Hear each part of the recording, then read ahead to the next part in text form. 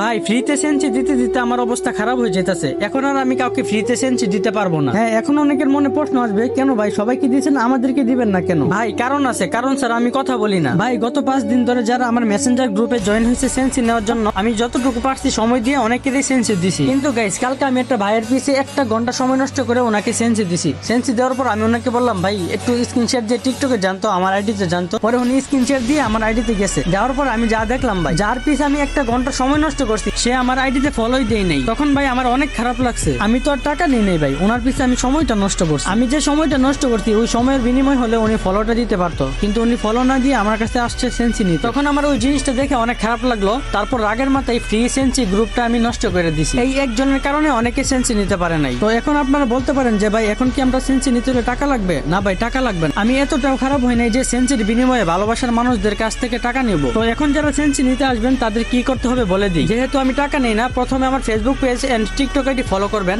তারপর